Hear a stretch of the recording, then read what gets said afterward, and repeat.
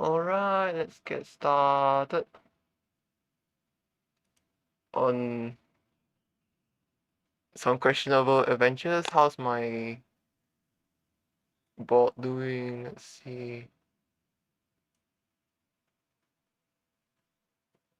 Or maybe this one, the laws, I put them aside. Oops, I accidentally disconnected them. Okay. Looks like an absolute mess, honestly, but it be like that sometimes. Conspiracy boards and all. Alright. I just remembered I'm in the middle of work with my clients. Oh, now they remember that they're on the clock. Got a bill, I'll be back tomorrow. Oh wait, see. Oh, it still starts from here. Okay. 1 point for Canal. Canal drags you far away from the gambling tables. That was close. I know, right? Those Jesus, they think I'm not used to their tactics by now. But I'm a detective. I won't fall for their schemes. What do you mean? Schemes? When they start bringing up their old age and acting forgetful, I know they're out to scam me. Kenna shakes their head, confidence overflowing. I won't fall for their trap. That coin is mine. Well, technically, Canal has already stopped off. -1 point for Canal. Conversation with this person is impossible. I think I'm having a headache. For now, let's just get away from this gambling freak. Regroup. An hour after splitting up, you all meet at the entrance of the market. After prospecting the different bouillettes around the entrance, you decide on a small bistro. You think it was supposed to be called the Cup, but the first letter is almost collapsed. What you can read is Hiccup. You take a seat at a wobbling table outside the shop when a waiter appears by your side. Welcome, what can I get you? I'll have a cup of 3 cups of spicy cocoa. What does everyone have against tea? And a plate of biscuits, please. No, make that 1 croissant. Bitch! Should I bring 3 cups of spicy cocoa, a plate of biscuits, and a croissant? This would have been the best solution, but I see if we could afford that. Do we look like royalty to you, maybe, sir? I mean, I have a few coins I won back at the tables we could use. CANNELÉ NOMNOM abruptly turned to you in shocked surprise. Please don't spend our money so thoughtlessly. Our? Non shakes their head at you disappointed. We signed the contract, so just let us deal with this. And other monetary decisions. Canal turns back to the distressed waiter. We will only have 3 cups of cocoa, please. The waiter nods with a relieved smile and hurries back inside. As they prepare to go over what they discovered at the market, they hear a sound. Hey! Hey you! No one pays attention to the yells. The group of 3 weird people at the table. I'm talking to you. Suddenly, a person appears in front of the table. The first thing you notice is a strong, but sweet and fragrant smell emanating from him. The stranger is tall. Very tall, and wearing clothes slightly too small. His smile is sheepish, and his eyes are red and puffy, sunken. He is shaking a little, and when he licks his lips, you can see that his tongue is a greyish shade of purple. Hi, my name is Richie, and the man's clothes are tattered, as if he'd been wearing the same outfit for a long time. This Richie probably isn't rich. Richie bends down and lowers their voice. It might sound weird, but I saw you all go around the market asking questions, especially around Gigi's shop. Very brave of you to do that right under the nose of those cops. Richie looks around once, twice, and bends down again. So? So? What are you on, man? I am so confused right now. Do you find any info on the Furies? Furries? Oh no, not again. No, I mean the Furies. There are more Hawok, the Gifty Pennies, the Chic Shacks, the Florus Pocus. Oh? Yeah. Richie seems exasperated, but to his credit, he doesn't give up. The fluid DM! I mean the fluid DM! That's probably not how you pronounce it, but I am not French. I will butcher all the Romance languages. The marker's been in shambles since yesterday, not Gigi's, and his shop are gone. Oh? His shop is gone? Gigi appears to be involved in illegal fluid distribution. So this...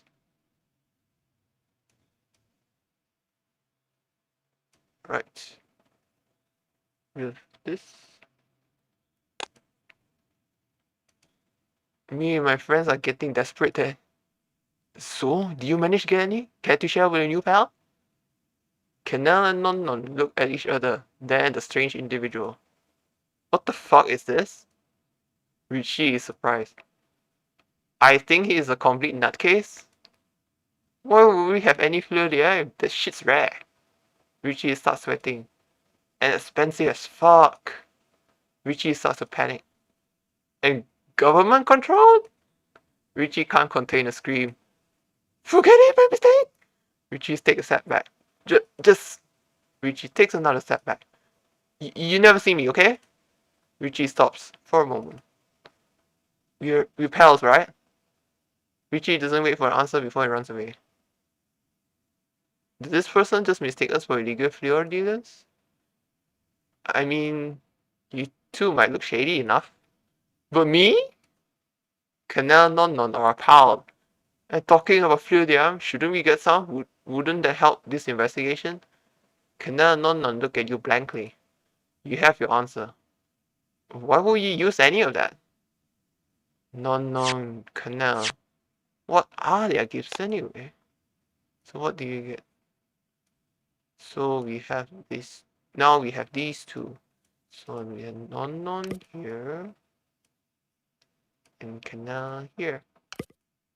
Let's at least link their images together so that we can pull the strings around. Anyway, jokes aside, let's summarize what we learned at the market. They are briefly interrupted by the waiter, who is holding a tray with 3 tall cups. Here are your 3 spicy cocoa. The pair of detectives jump on their drink and start gulping loudly.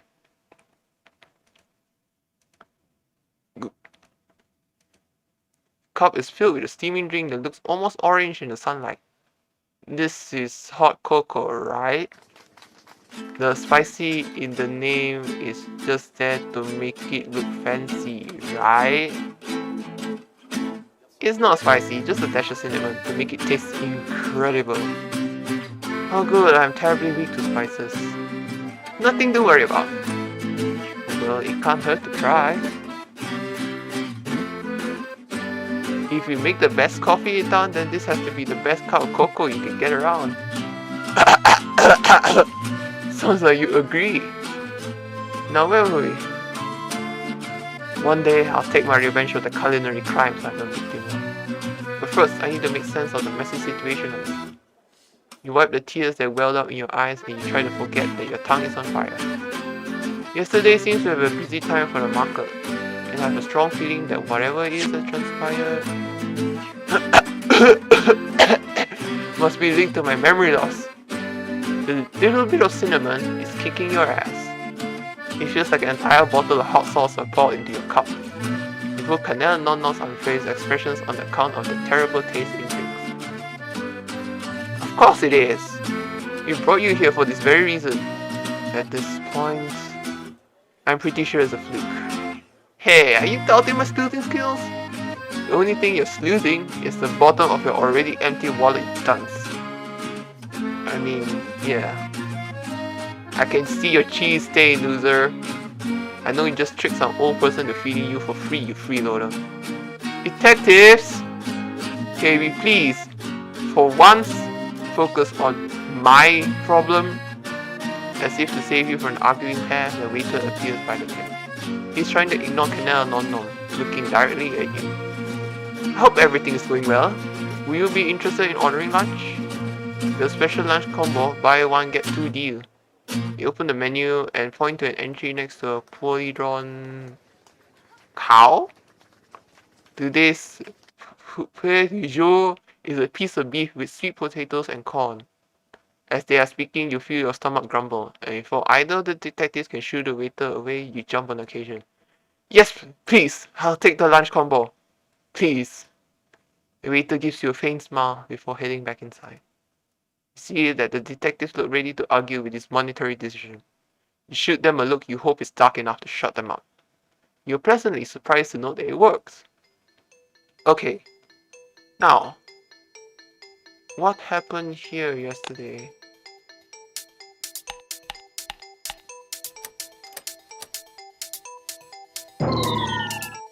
Oh.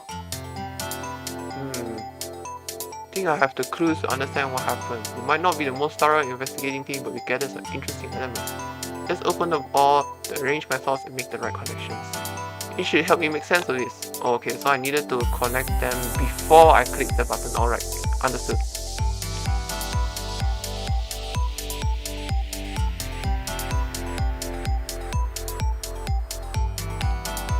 Put this here first. Okay.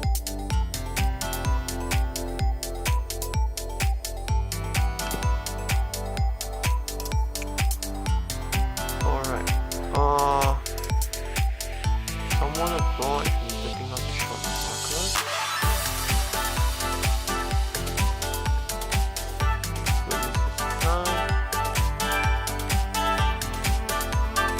GG's flower shop.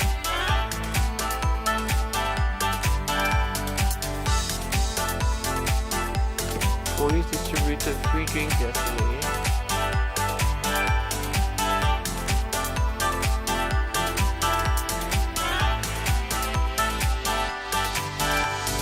People seem to have trouble to remember anything that happened.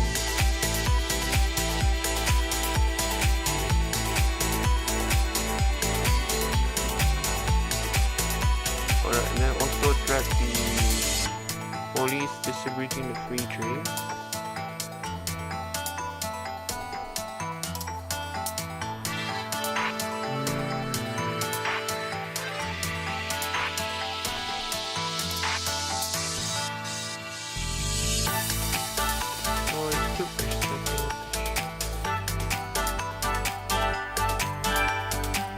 What else can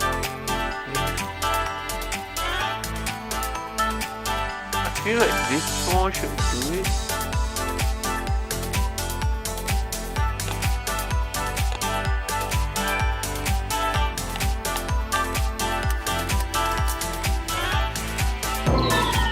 Don't know.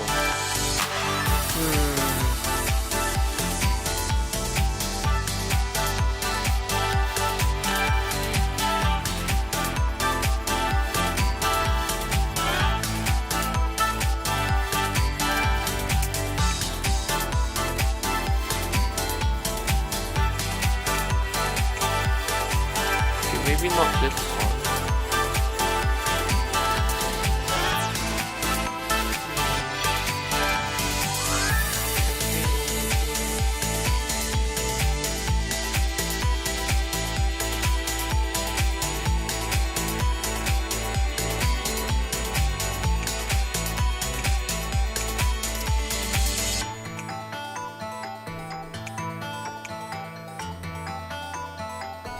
Okay, they're having trouble remembering things the day before.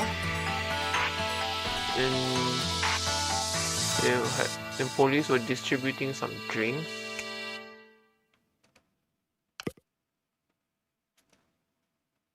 Gigi's flower shop also.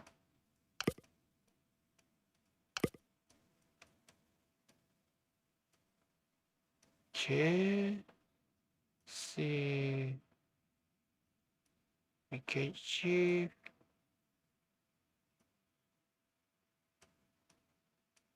I feel like this is about what I could do.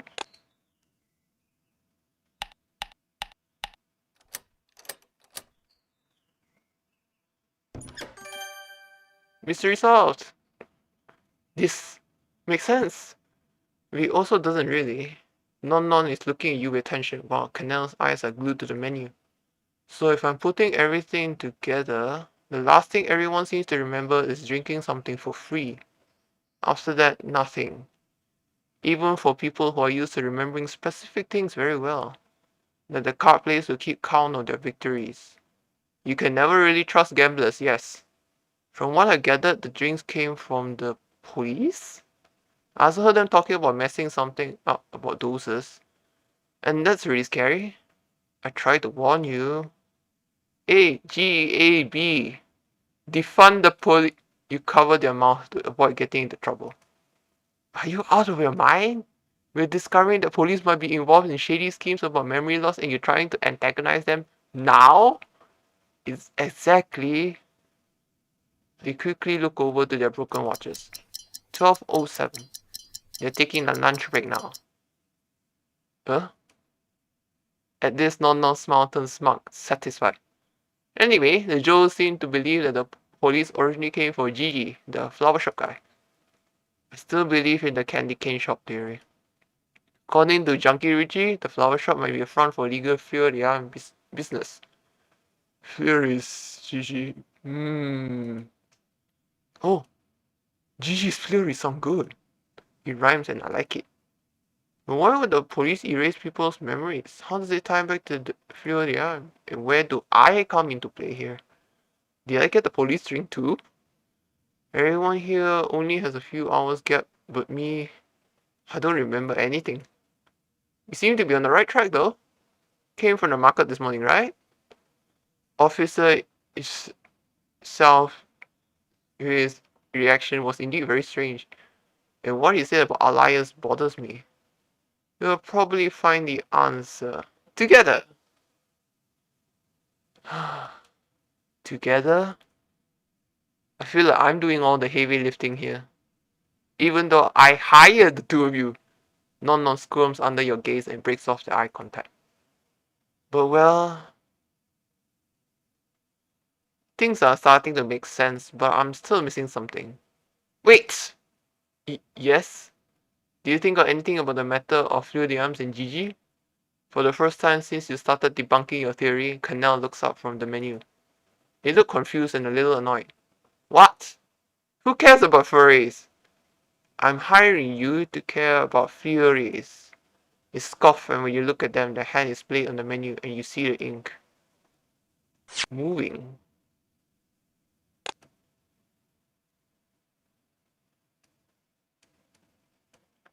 So this one seems to be related to Cannell's gift.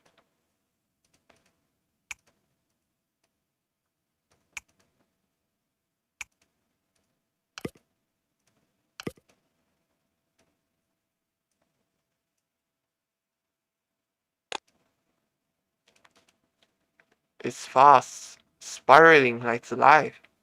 The letters are furled, taking a red tint. The badly drawn cow from earlier is gone. The words are gone as the ink slides across the laminated paper. What I mean to say, today's plat du jour is beef with fancy veggies. It costs 7 coins. The other two bouvettes I walked past in the market sold their meat at the price higher than normal. In those bouvettes, a steak now costs more than 11 coins, which is 2 coins more than usual, which in turn tells me that recently there must have been some kind of issue with the meat providers. This is also backed up by the fact that it's no butcher shop in this market. Very unusual. Back to Hiccups prices, it's way too cheap. They could have had a different provider, but it's very unlikely. Special lunch deal, buy one get two is also very suspicious. There's a very high probability that this is not actual meat, but some processed bullshit they're trying to pass off as beef. All points to one thing. Do not eat meat here. Is that we should bail. They're probably out there to scam us with fake food. What's up with your and how do you know?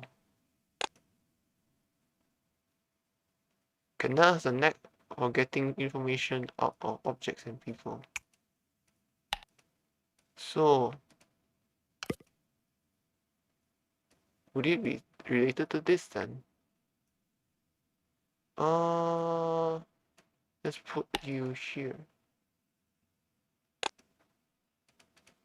You barely blink, and then the ugly drawings are back, with the now doubtful special beef with seasonal potatoes and sunny veggies, buy one, get two. Suddenly, you're not too hungry. I'll just cancel my order and pay for time to think smart. Oh no. Oh yes. We were running low on cash anyway. There is absolutely no way this is going to end well. Gajon! Gajon!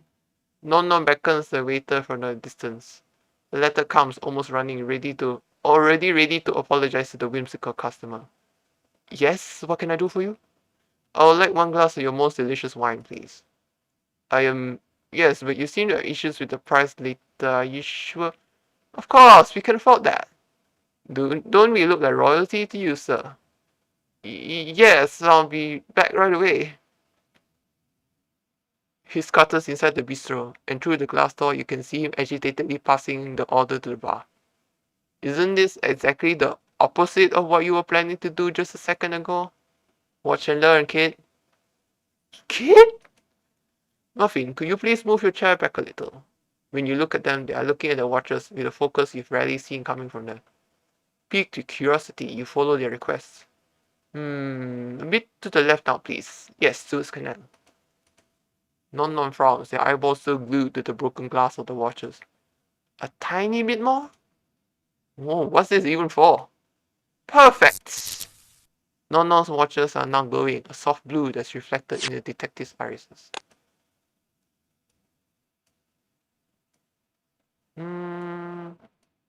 Non-non's watch glow blue, is that normal? So, seems related to this.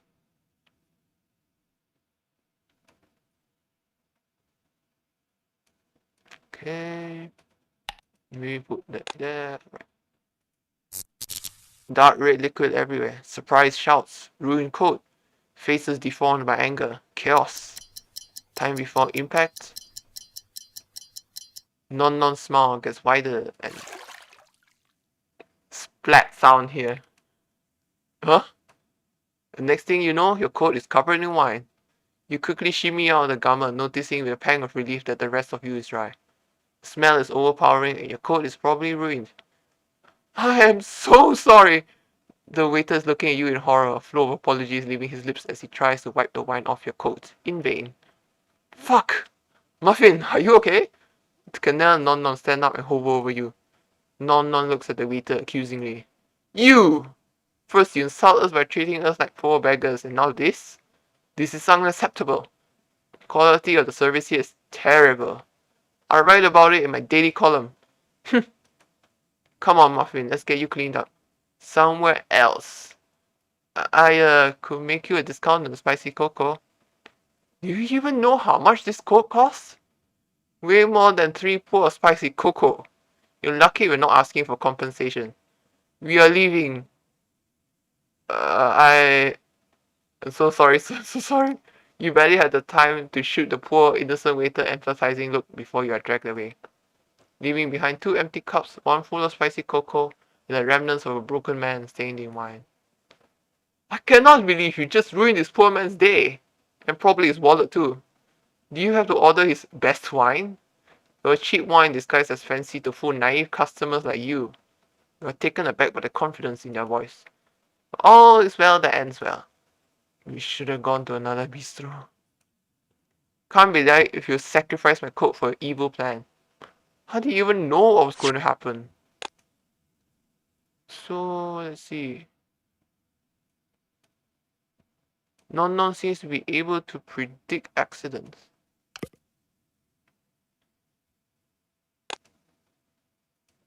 Well, technically, the waiter is the one who ruined it. More precisely, the true culprit is the wine, but you're not going to hold a grudge now, are you? I give up. Oh, just look at the time. Gotta grab all the uninteresting unsold goods. All the interesting unsold goods. I'll catch you in 5 minutes. What a cheapskate. Let's go. They'll find us eventually. Canals leading the way towards the other entrance. The exit of the market. It's right next to the spot the policemen were occupying earlier. Canal is cursing out non-stinginess, but your mind is elsewhere.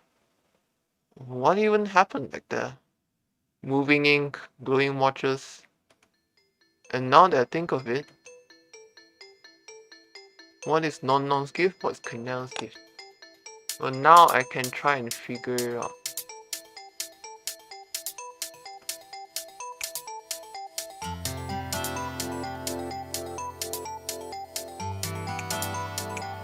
So Nomnom's watch seems to be glowing blue, while Cannellé's gift is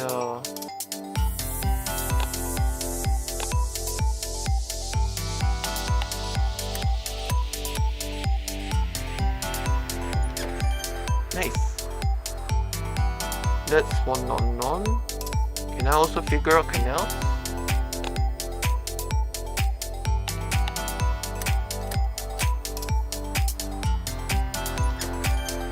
Nice. Oh, this is making me feel smart. You turn to Cannelle, ready to ask them a question to confirm your hypothesis when you are still deep in thought when you hear a loud racket behind you. You barely have the time to realize what's happening then. Run! Caught off guard, you turn around to see Nomnom running away, screaming and gesturing wildly. Far behind them, you recognize the red-clad officer. Chekhov, if your memory serves, for once. What? Oh no, not again? Okay, let's see. Let's continue. 5 minutes earlier. Your walk is brisk as you anxiously rummage through the pockets of your coat. You throw a look around and you can feel that something is wrong. The person on your right has their glasses way too close to their eyes. How can they see? The person behind you is walking suspiciously, their steps hitting the ground in a strange, unusual rhythm. A few minutes ago, you felt a sudden drop of water falling on your forehead. You had nothing above your head at the time, and the weather forecast never predicted rain today.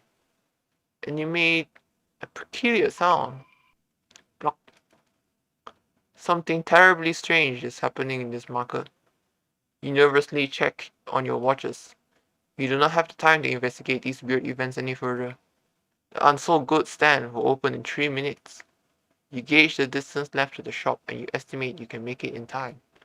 This eases your restlessness. A tiny bit. But a peculiar scene catches your attention. A red uniformed policeman is talking with a familiar blue uniformed officer.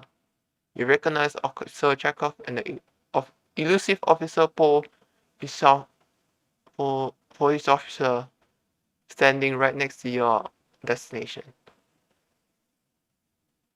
They are engaged in an intense conversation and are throwing watchful looks around them as if they didn't want to be overheard. This alights every nosy nerve in your body. But as you try to approach them, Officer Isahura turns around and disappears in the same puff of smoke you've witnessed earlier today. Officer Chekhov starts walking, their gait straight, steady, almost mechanical. He walks right by you. Time stops as your eyes meet. You spot a cold glint of metal at his waist and realize it's a gun. See him analytically scrutinizing you in return. His expression has not changed. His bushy mustache has not twitched, and his icy blue eyes have not blinked. Then he's walking away, never breaking his monotonous pace. You release a breath you hadn't noticed you were holding and check your watch. Oh hell, I need to hurry or I'll be too late for the real good stuff. So is the police. Well, I'll just sue the formal complaint if I can't get my hands on any proper fine. The unsold goods stand looks glorious. It's not actual stand per se. That is a pile of big cardboard boxes filled with all the perishable goods and other baubles and whatnots they need to disappear. You see baskets of fruits and vegetables hanging behind colorful, slightly torn rugs. One crate is full of wooden toys and accessories. You diligently scour through the boxes, combing through every item to find the real hidden gems in this chaos. You are in your element. Confidently, you open another crate and start rummaging through it when your eyes find another gaze. Like two predators meeting in the hunting field, pursuing the same prey. You don't break eye contact, trying to assert your dominance. A growl escapes your mouth, and your opponent gnarls in return. After a few more instants, filled with tension or hostility, your trash hunting rival backs down. A small white cat jumps out of the crate to plunge into another one, the silver bell on its collar tinkling with the movement. You smile, victorious. There's only one king in this town. And it's you. You hum and instinctively look over at your watches. You expected it, but still, the bright blue glow takes you by surprise. The frantic beating of your heart matches the echo of the second hands of your mismatched clocks. Tick, tock, tick, tock. The blue engulfs your vision, and you can only hear the steady sound of your heartbeat of the clock, steadily morphing into deafening footsteps. Steady, mechanical, unwavering, absolute. You know the sound. You have heard it only a few minutes ago. The red uniform, a gun pointed at Cannelle and Muffin looking about to faint. The sound of a bullet being fired, a body hitting the ground. Time before impact. The vision goes black before focusing back on the unsold goods crate you had been looking through. Turn around and you can see Officer Chekhov marching in on your companion's direction. He didn't reach them. Not yet. But in less than 3 minutes, if you do nothing to prevent it, Cannelle will be shot by this officer. Shit. Muffin will probably be arrested. Merde.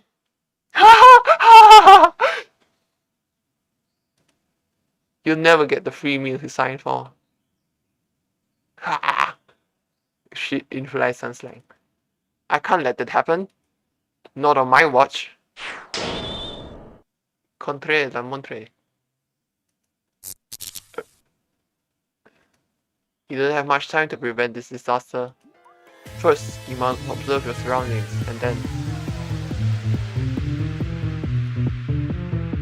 react quickly. In front of you, the unsold goods crate contains food free for the taking. Halfway down the street, Officer Chekhov marches towards Cannelle and your client.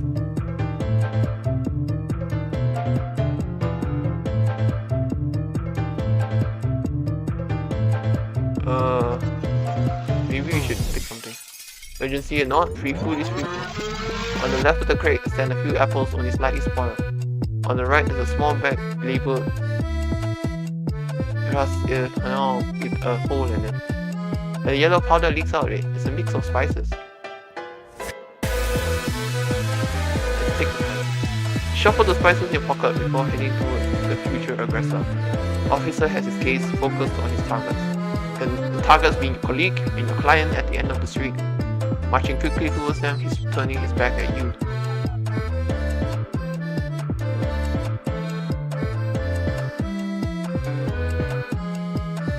We only have the spices, so we'll run past him. You're bolting towards the end of the street. As soon as you go past him, Officer Chekhov shouts at you. You! Citizen wearing blue with a lot of hair! The name of the Republic of Lysa, I order you to stop your running activities. You think you can run fast enough, he wouldn't be able to catch up to you.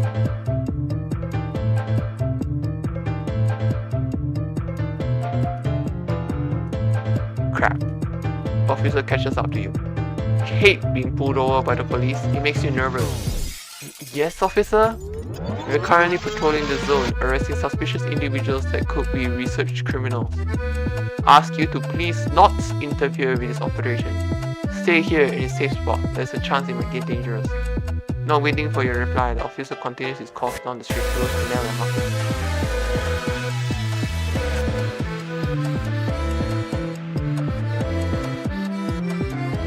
You run towards Cannelle and your client as fast as you can. From the corner of your eye, you see Officer Chekhov drawing his gun and is aiming it in your general direction. Officer is also screaming something, but it's hard to make out at this distance. I have no choice but the use of gifted force. Gifted force? Is he going to use magical gifts? Shit! Officer Chekhov brings something to his mouth. You don't need to see to know what it is. Throw the arm. Merde! Merde, merde, merde! I'm almost to the end of the street. I can still make it. One of your watch suddenly starts emitting a blinking light, but not with the usual color. This time, it's cranberry red. You can use my watches as a medium? Shit. Quick glance behind you tells you that the officer has not moved. But on the ground, you can see a trail of footsteps blinking with the same red on your watch. Your footsteps, coming out of your shoes. His gifts, even at this distance, he knows exactly where to aim. Officer shifts the aim of his gun slightly, and then between the flashes of red. The watch emits a bright blue light directly in your eyes. Pull trigger, a loud detonation, sharp pain in your leg. Your body hits the ground. Time before impact. You manage to change the future, but it still ends in a catastrophe. Your gift takes this information and sends it to you from the past, hoping that this time it will save you.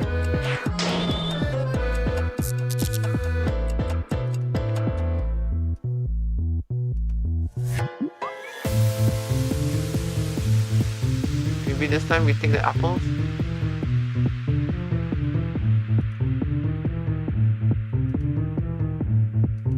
Take the apples.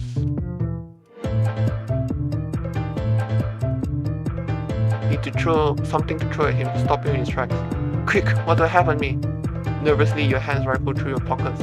You feel the fruits you picked up earlier. You have nothing else on you, not even a pebble in your aerodynamic left shoe.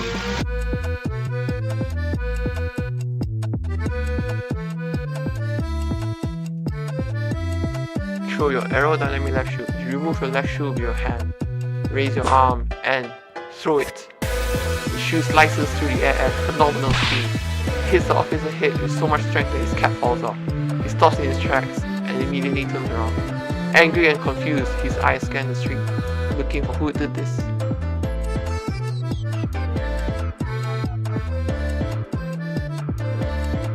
Shit.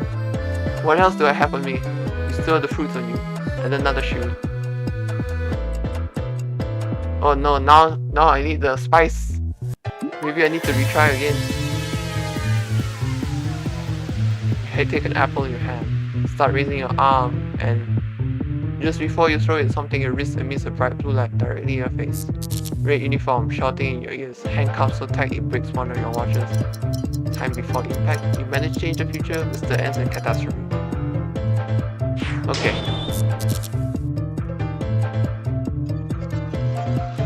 So this time we take the spices.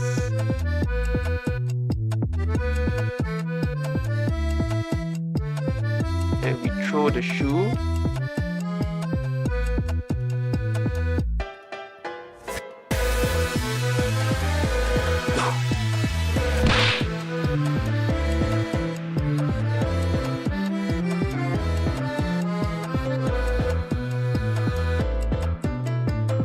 Take the bag in your hand, start raising your arm, then throw it. It lands directly in the officer's face, in a tiny yellow cloud. The officer lets out a scream as the spices enter his eyes. Ah! I'm under attack! I repeat, I'm under attack! He rubs his eyes with his hands, only spreading the spices even more in the process. The attacker is able to manipulate fire from a distance. The medium seems to be a form of powder. The officer's screams attract the attention of a few people stationed at the end of the street. Some of them start gathering near him. Just run. You are bolting towards the end of the street. As soon as you go past him, Officer Chekhov shouts at you. You, the citizen wearing blue with a lot of hair. In the name of the Republic of Palestine, I order you to stop your running activities. You think you can run fast enough that he wouldn't be able to catch back up to you.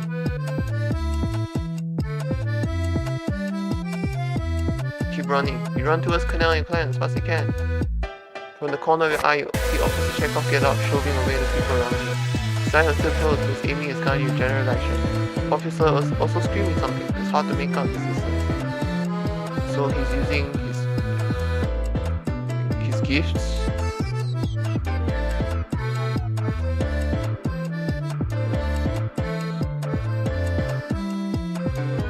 His gifts even blind them.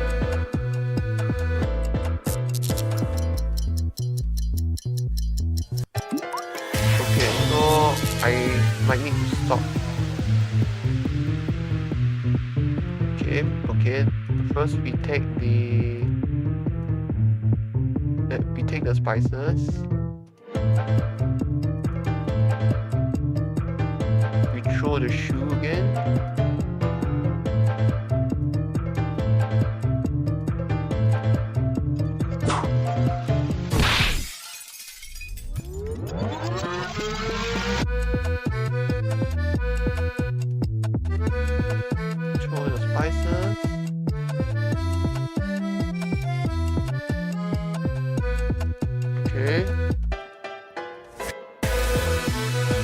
how about we gather near? Join a small gathering of concerned people surrounding Officer Chekhov. They're trying to understand what's happening. One of them leaves to fetch him some water. We are so close to the officer among a small crowd. You think he could easily take his gun, or even his badge, without getting noticed. How about we take this badge? Take the badge and hastily head off to the end of the street. Run towards Canal and your client as fast as you can.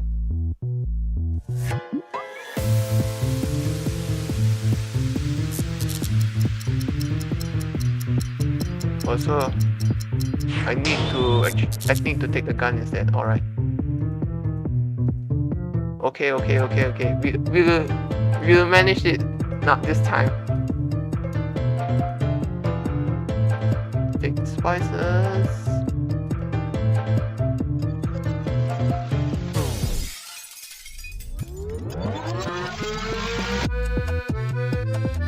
And throw the shoe.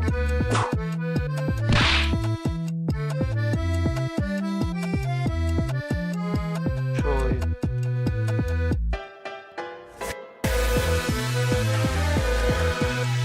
I thought I could use his identification at a later point, but no. Now the immediate threat is the gun. Take the gun and hastily head off the end of the street. Run towards Canal and your client as fast as you can. From the corner of your eye, you see Officer Chekhov shoving away the crowd massed around him. He's screaming, asking who took his gun. The people are trying to calm him. He got away. As you're running, you can feel the rose pavements under your left foot. You did lose a shoe, but got a gun in exchange. You don't want to think about the implications of having stolen a policeman's firearm. Not now. The only thing on your mind is to run. Canal and your client are not so far away now, unsuspecting of the danger you just prevented. They look at you with exasperation and confusion, respectively. No time to explain! Run! After a few long seconds, they do it, matching your speed right behind you. You don't even know where you're going. Anywhere far from the market would be fine. You shove the gun in Canal's hands. They know a thing or two about hiding weapons. Then you nervously look at your watches. No ominous magical blue eye. You wipe a bead of your sweat from your forehead. Safe. But the voice at the back of your mind knows better, right? For now.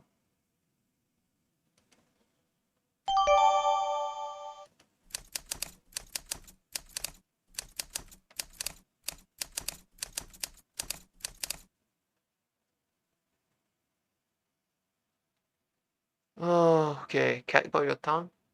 I mean, Non actually saw the cat, but well, there were other concerns. When your group eventually stops running, you are panting and out of breath.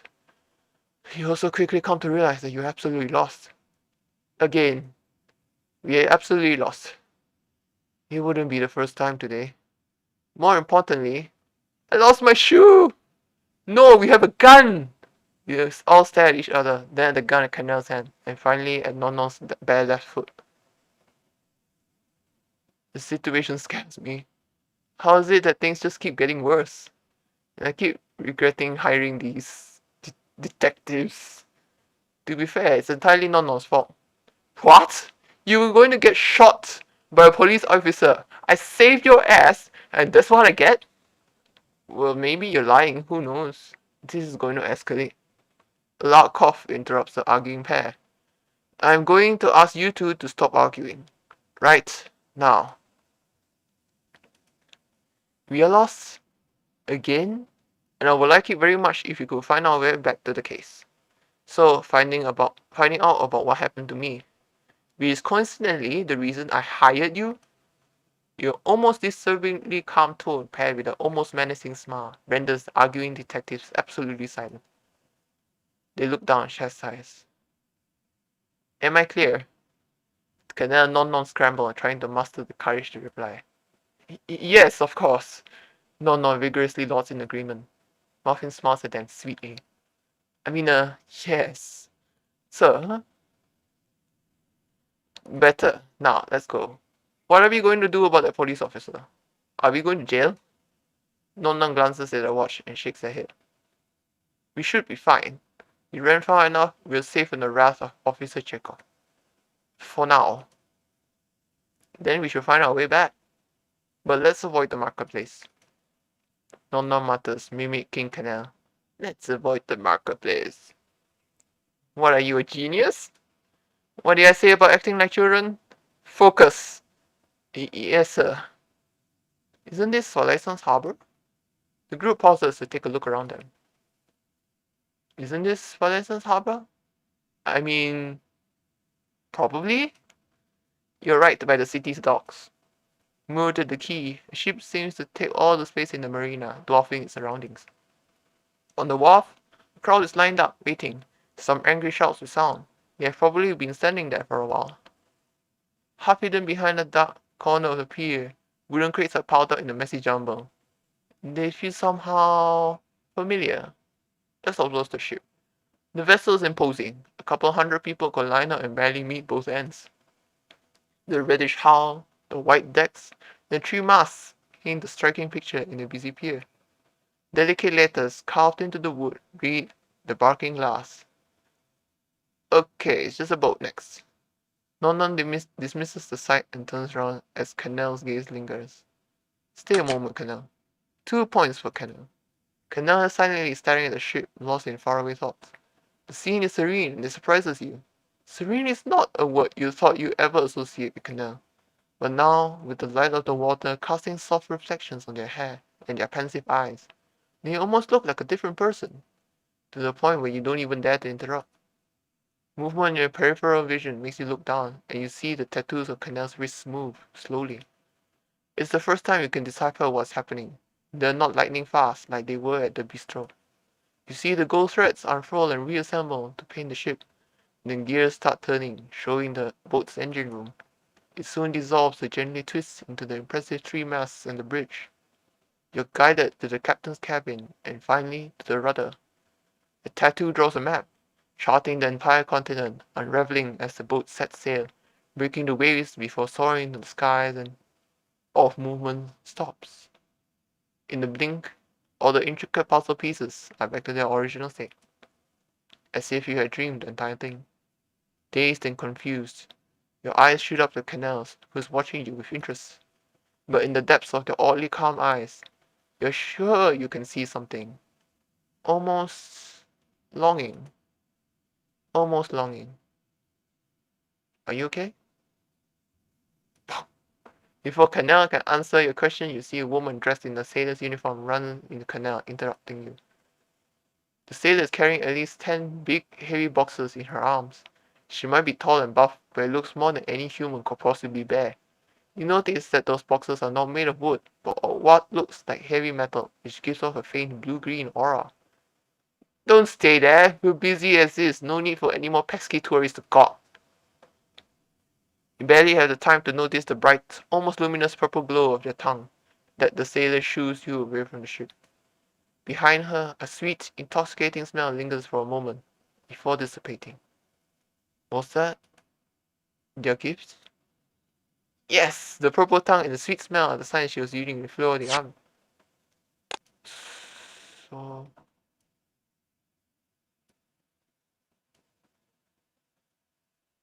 Oh, hold on. Bright purple tongue and sweet smell, the signs of fluid arm use. Ah, so that's why Richie also, the illegal things Richie was having, he had a purple tongue as well. Let's just put this there. Let's see. Canal. We know what her gift, what their gift is, so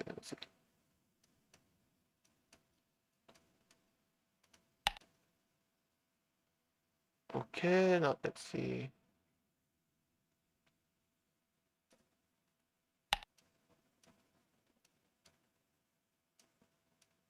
Okay, Canal is a neck.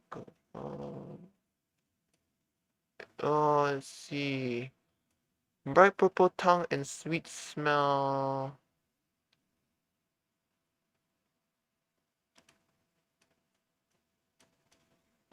Okay. Do we have anything else?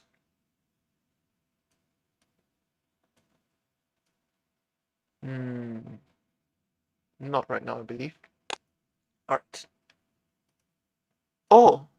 The image of the odd man you met at the cafe earlier flashes in your mind. I recognize the smell. The guy at the market, Richie, had a similar scent, but his tongue was weird. An addict. I bet he's an addict that used so much to fluid the damn thing his tongue rotted. Eh, charming. Let's check out the crates. Oh no, nowhere I'm going that smells like death. Cannell's right.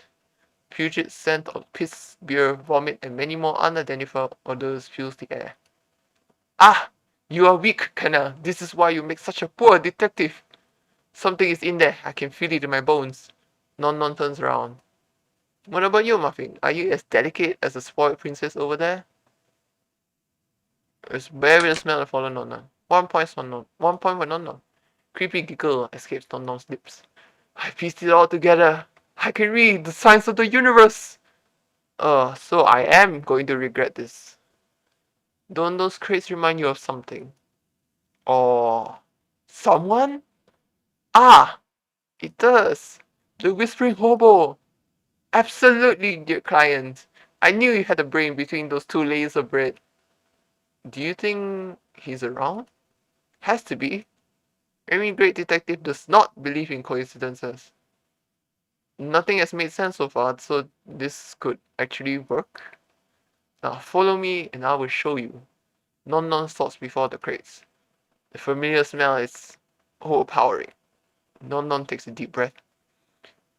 Whispering hobo, I summon thee. Show yourself. Non then stops shouting, leans forward and whispers. Now say it with me. This is crazy, but I'm starting to think that maybe so am I. Whispering hobo, I summon thee. Show yourself. Whispering, hobo, please appear. Aura faint because of the smell. My beloved master, I am in harmony. I can't do this anymore. He's so ridiculous, I hate their guts. I have to agree, I can't imagine what could be hidden in these dirty, smelly crates. In the distance, Non's voice can be heard. Whispering hobo, I summon thee. Nothing is what's hidden. Non is just a third-rate detective diagnosed with first-rate delusion. It's hard to disagree. High-pitched scream echoes in the alley. Few moments later, Non emerges from the darkness, looking pale. A very suspicious stain now adorns his coat. Great. Now you're dumb, and you smell. Oh, shut up. I want to end it all. Are we done here? Yes. Okay, so what's happening at the key? You finally reached the crowd. There must be a good 100 people waiting. They are all of all genders and ages. As if to profit from the never-ending queue, street merchants try to sell food and beverages as performers try to impress kids with tricks. Let's talk with the people in the queue, shall we? Canal wears a pretty smile when they stop asking various people what is going on. I can smile too? Please don't. Too late. The kid has already started crying. Canal snorts as Norma sheepishly regains her composure. Canal approaches the mother of the crying child. Ma'am, may I ask, what is it everyone here is waiting for? Oh, the boat has been stuck since yesterday night.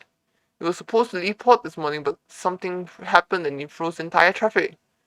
Man turns behind you, turns around and joins in the conversation. Hurry, it has something to do with police too. I really need to go back. You better let us leave soon. Oh, what do you mean? Stop. Oh, hold on.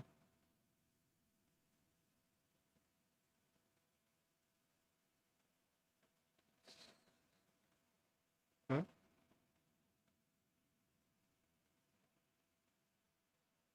It means it's stuck? No boat coming in or out this damn harbor, you get me? So where's the ship going? We are going back to Neverland.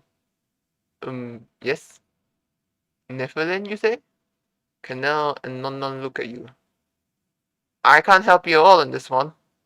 What do you mean you don't know where Neverland is? Classic ferrets, so uneducated.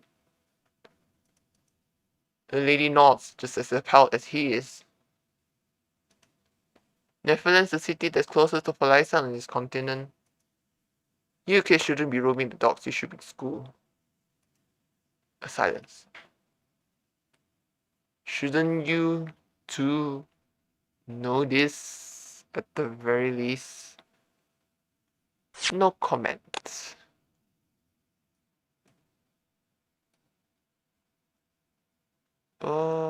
Canal and Unknown seem to be lacking in very basic geography knowledge. But they're good with amnesia. Don't tell me they also have amnesia. One person with amnesia is not.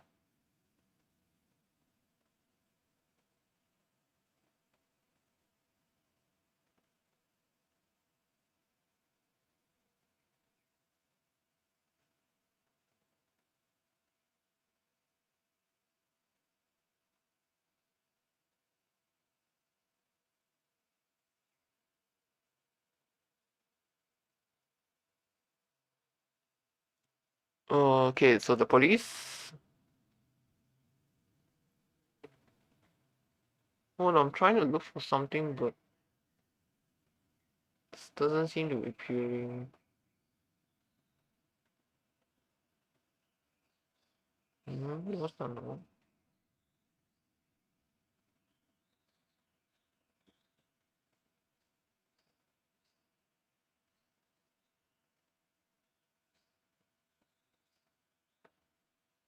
Maybe we just hit this. Okay, never mind. Yes, the police. They've been all around from here right to the market, I've heard. They were here interrogating all of us this morning. How very frightful. They arrested some people too. What a freaky city. I heard they also blocked many roads around here for the investigation. Interesting.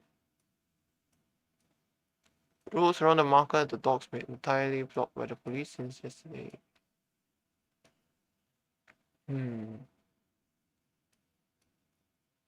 Okay. Right. You suddenly remember a conversation you've had this morning with CANNELÉ NOMNOM. Something about how the road you took to reach the agency was usually a very busy access to the market and the docks. Oh, I just wish that let us go back. She pats her son's head, locks and thoughts. So let's watch the performance first. Colorful juggling balls, silks and coins fly in the air. Laughter and amazed cheers greet every trick. All the children are enthralled by the performance. Canon W. Oh, wow. Wow. Canon Non are fascinated by the basic show of the street performance. Mesmerized. Absolutely captivated. If I don't drag them away, we're gonna stay here the whole day. Non Non confidently strides to one of the many merchants. Hello, how can I help you? I have some sweet delicacies from Fireside and hot wine to make it way easier. In the vendor's cart, small cakes are lined up to small fuming cups. Small cakes are lined up next to small fuming cups. At the front, the gas escapes Canal's mouth. Non Non is smiling smugly. By reflex, your hand protectively goes to your coat's pocket, where the Hubulian coin is resting safely. For now. 3 canals, please. How dare you! Canal? They're right there, and why would you want 3 of them? One is already such a hassle. Silence! The merchant wears an awkward but amused expression as their attention jumps between the 3 unusual customers. 3 canals, is it? Be careful, this is the original recipe. It was cooked with a little bit of rum. Excellent. Murderer! I'm probably an adult, right? We don't have money, we can't buy them. Non smile gets wider. They take out their remaining shoe, shakes them around, and a single coin falls into the palm. Non hands it over to the merchant. Thank you. Till next time, young'uns. The seller leaves, happy about this deal. Weren't you broke? This is my emergency stash. So you stole a coin from a homeless man and made a scene at the restaurant. For nothing. Non shakes her head. Non, you don't get it. These were not emergencies. This, they point at Cannell's dangerous expression. This is truly worth each of my precious emergency coins. Non distributes the cakes, not ignoring your fellow detective. For once. By then, Cannell is positively seething. They kick Non shins and turn away. Go ahead, taste it. This is what victory truly tastes like. Well, it does look delicious. 1 point for Non. You both take a bite in the Cannells. This is really good. The sweetness blends very well with the bitter taste of the rum. The crispy caramelized shell contrasts nicely with the chewy inside. The alcohol is a bit unexpected, a bit subtle and luscious. This is delicious. Told you it was good. Cannell sulking a few paces away, scowling at the two of you. Try not to feel guilty. Non just sighs and rolls their eyes in a very Cannell fashion. Always so dramatic, the kid. Non goes back to the street vendor and you see them explain something agitatedly. Non gratefully thanks the merchant and heads towards Cannell. You get closer, ready to get in the middle of any future argument. But you are positively surprised. Non is holding a golden pastry and extending it towards Cannell. From the girl's smile, you can see that this is a safe pastry, not a Cannell. Here you go, now stop pouting. You're forgiven. Cannell bites into the fine oricine and sighs in delight. For now. Non sighs and shakes their head, engulfing the remaining Cannell. This makes you smile, before you remember that they were arguing about pastry only a minute ago. Yeah. So let's regroup. After walking around for some more time, your group walks back towards the entrance of the port. Sucks that the marketplace was a dud.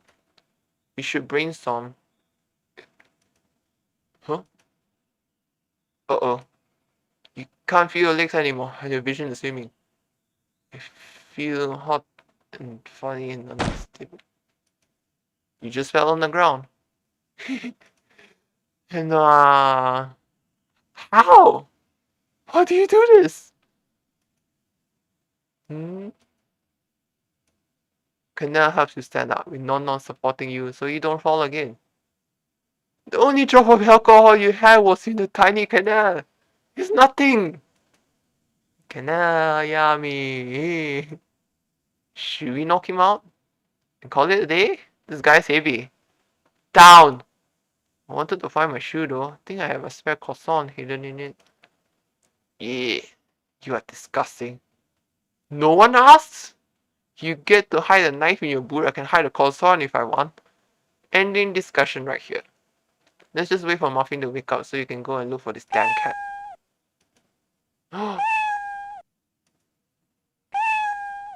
A dozen of cats are staring right at you. Cats! Cats! There's so many different cats. Black cats, white cats, grey cats, calico cats. For a split second you think you can see the eerie eyes of Philibert. Then it's gone. Oh, hello there. Seems like your arguing woke up the cats. What can I do for you, kittens? It's a very old lady that's spoken up. She's small and thin, and even her voice sounds a little frail. She seems to emerge from the pile of cats, who are all happily purring at their guardian. I'm Kathy. I care for these cats while holding the shop. What shop? We are literally in a street corner. Ho ho ho. You're not very observant, are you? Hey! I'm a detective! You're so close to the ground after all. Perhaps you should pay more attention to your surroundings? Old lady smiled and her condescending gaze, hidden behind her cute granny facade, irritating. Between the two flashes of lucidity, you can feel Cannell bursting with irritation at Kathy's patronizing tone. You might be inebriated, but you are aware that something has changed in the atmosphere. Something ominous. The air is thick, and a giggle escapes her mouth. Ooh, Miss Kathy did the whoopsie daisy. You'll see who is closest to the ground when I bury you 6 feet under your rotting corpse. Huh? What violent words for a self-proclaimed detective. The two of them keep exchanging terrible jabs in almost cheery tone. Makes you smile. Meanwhile, Nonnon is muttering under their breath. Can two condescending, absolutely questionable people and probably criminals. Maybe Joss was right after all. On a little checkered blanket on the ground are displayed some objects. Among those is a very familiar, very tattered lone leather shoe. Oh, looky, a shoe! My shoe! Give it back! Here. No stealing my wares, or I have to call the police, kiddo. Oh, no, Betty, you're going to jail. Cannell is silently fuming. He squinted at the goods laying on the ground and gasped. Oh, that's the fucking good that's gonna break this lady's fucking back. There's so many cats, but I can see a chubby calico cat. Exactly like the one described by Muffin. More than trinkets, there is a wallet. The odds of this wallet being here at the same place of a calico cat are way too low to not further investigate this. This could very well be Muffin's wallet. Here, this is Muffin's wallet. You see the detective and the old cat lady facing each other. The scene is blurry, but you can still see the aggressive postures and the barely hidden sneers on their faces. Don't fight over me. Oh. There must be a mistake, detective. Swiftly ignore your drunken whining. Tell that to the police when we report you for theft and general public indecency. You feel time slowing down and the world spinning faster than it was before. Indecency? You shouldn't use words you don't understand. You see pitch darkness, then flashes of white as you feel consciousness. I know it means that your face is so fucking ugly as criminal hag. I see way more than what I would ever wanted. Gradually, and what do you see? Surely not how ridiculous you look right now. Fade. What I want to see is this wallet in my hands and you out of my face. Away. And now you feel enraged. Anger is making your body boil and you feel the tattoos on your arms respond to your wrath. Embracing it. The golden ink is glowing red, swirling, coiling fiercely on your skin, forming words, sentences, images you don't understand yet. Picking up on things you are too worked up to see. Reaching a conclusion to questions you haven't even asked. Your fury is fueling your gift, and you feel almost euphoric. You can shut this old lady up. You know how to. You stepped over a bunch of old people only a few hours before. You just need to beat them at a good old mind game. And luckily for you, you excel at games. Oh, I'm going to fucking destroy that decaying witch. Oh dear. Whatever you say, this is my wallet.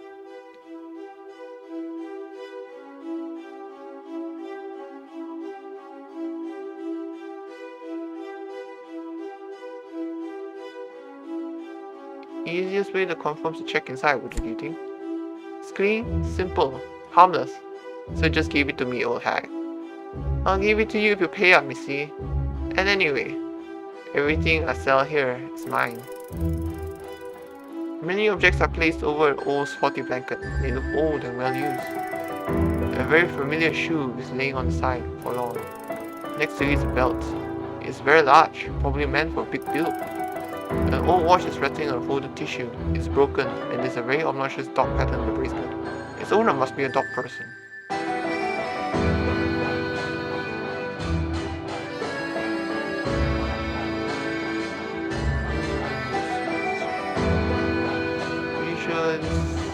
No nasty shoe is not yours.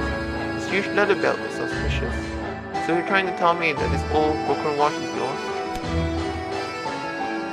This simply does not look like you wear this watch. You obviously see more of a cat lady. This late husband's dog's watch. 1. I don't believe anyone would marry you, you lying snake. 2. If you're selling a husband's memento, it just feels wrong. 3. You obviously just made up the Dodson. No way that's a real person. Well, I would call someone Dodson.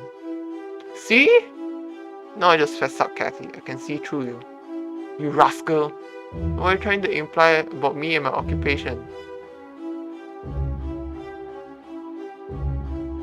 You think you are selling random stolen objects? Think you fish worthless stuff out of the water and sell it at an exorbitant price? You create a collection of these items. You're a merciless, petty thief. You find stuff and make people pay for getting their belongings back. Simply not how lost and found work. Give it back. For free! Ha ha ha! Pray tell me, see. I'm old. I can't just go take things as I want. Anthony shrugs and she pats a small white cat. Hear the tinkle of a small silver bell and the cat purrs in happiness. How well will you got to this wallet? Obviously picked it up. It's very likely you think even old witches like you can still use their gifts. Don't play dumb with me. After all, I'm a detective. Confident smart Kathy has been keeping since the beginning to do wireless. She giggles like old people do when they're talking to child and looks straight into your eyes. So if I get you right, Missy, you wanted to forcefully check inside this wallet because you believe I'm a thief. Your evidence is watch you think can't be mine because it's broken, has dogs on it, and I'm doing this thanks to my gifts? Let me read this. Being right isn't enough. I need to find arguments she cannot refute. Okay.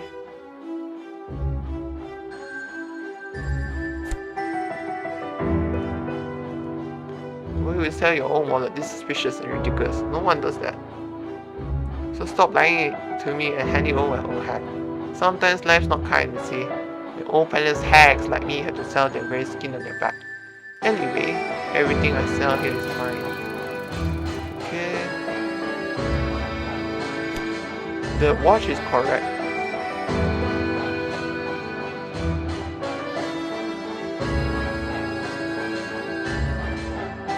I think you fish worthless stuff on the water. Fishing out old stuff from these dirty dog waters and trying to pass them off as brand new shining objects. How wicked. My little cats hate water. I'll never do that to them. Also, pray tell me, see. Okay, so the gift is also correct.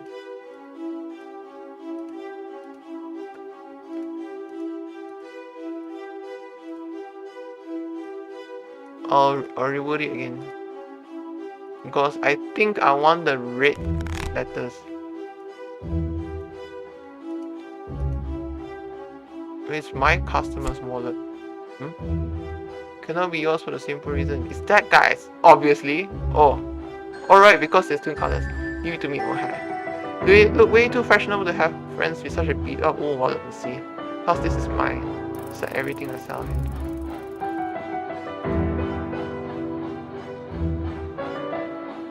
Okay, so I should be looking at the letters before me instead.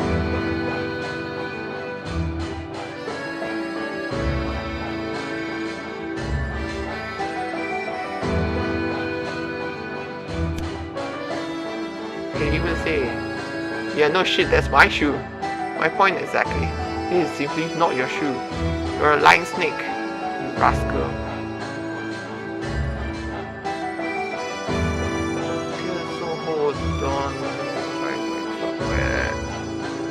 Do I have my pen with me? Yes, I do.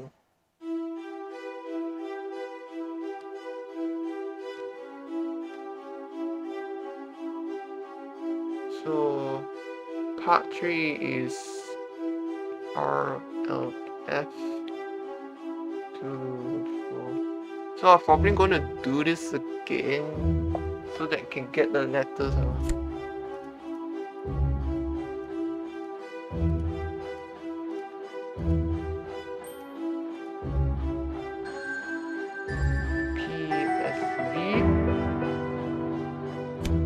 You can still walk, you old witch. You can pick stuff up. Don't play dumb with me.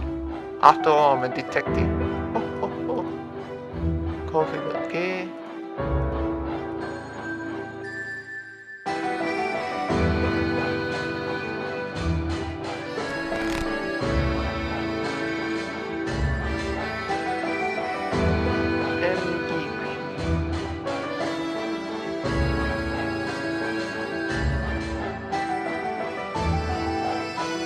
get myself a vowel.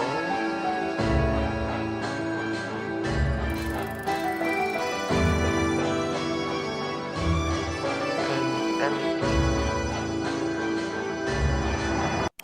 okay, so what words can I form?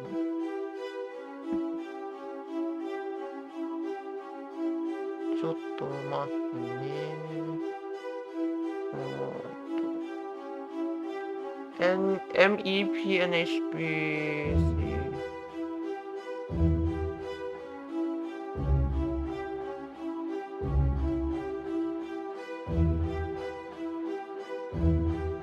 Okay, now is that I'm trying to figure out what words I can make so that actually can make sense.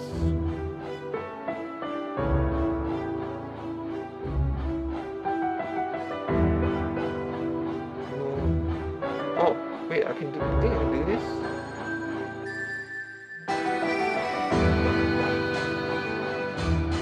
So if I pick, okay, so I've gotten this one, I want B. So I want B.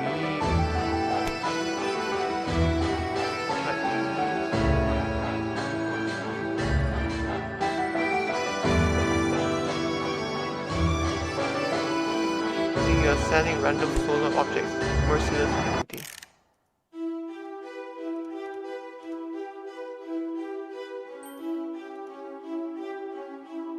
And then, so I can form verb. Possibility, okay. Funny one, kiddo. Very creative for sure. Oh. Let's run this again one more time. Oh. Oh, I didn't need to just form. Oops. I was thinking of needing to form words because of the earlier card here.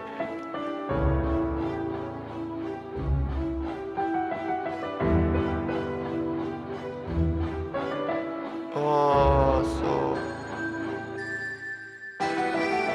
let's see. Wallet. How can it be wallet? It's my customer's wallet.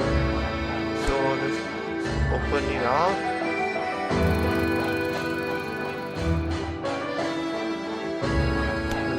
The nasty shoe.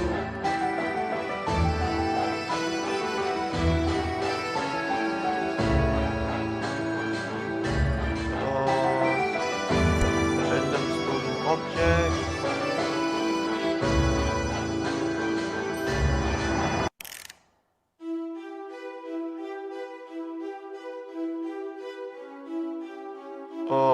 Picked it up or using a gift.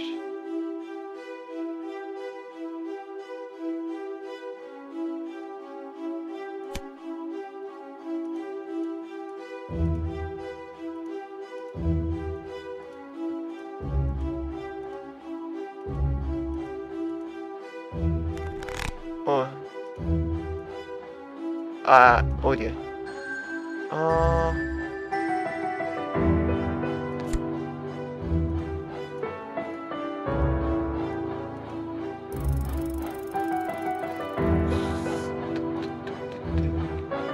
Not nasty shoe.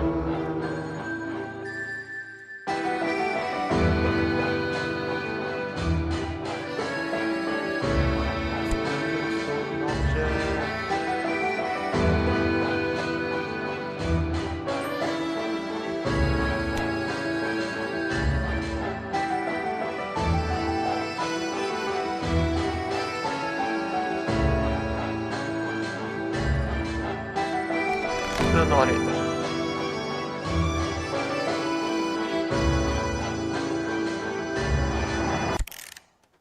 Okay.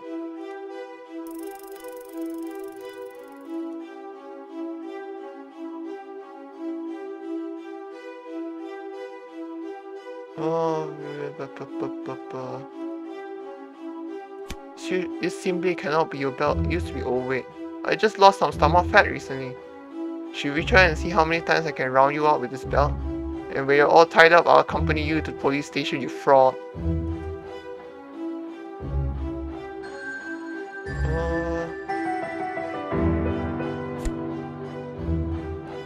pretty sure.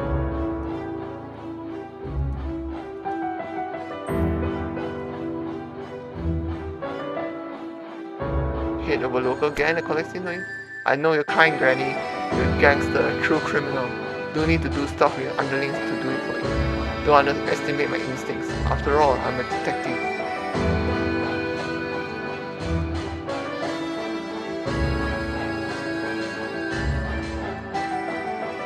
Oh, still not getting it right. Bollocks.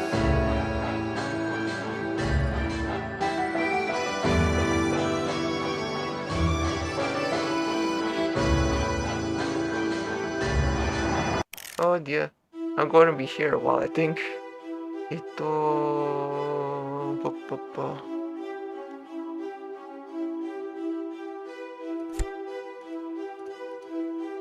Well, you know it is.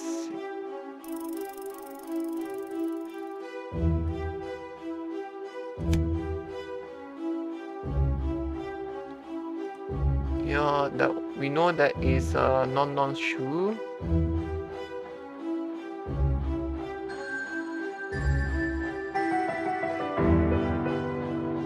Curate a collection of leather items. You weirdo leather-loving freak, gathering strange leathery objects in the night. How heinous! Wait, tell me, see. Okay.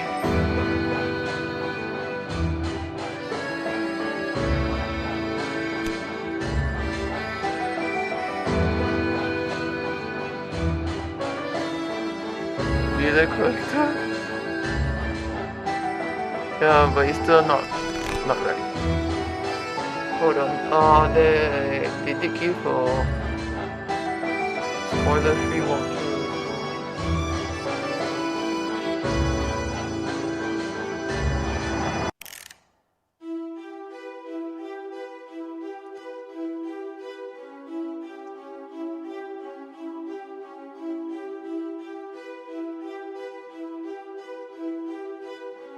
Oh, this puzzle isn't here, I think.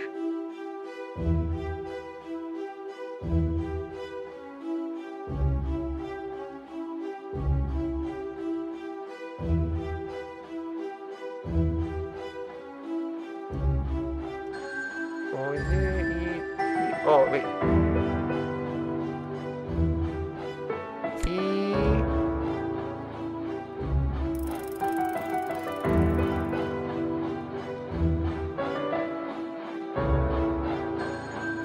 N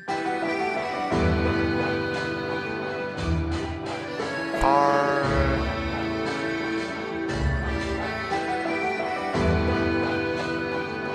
and B.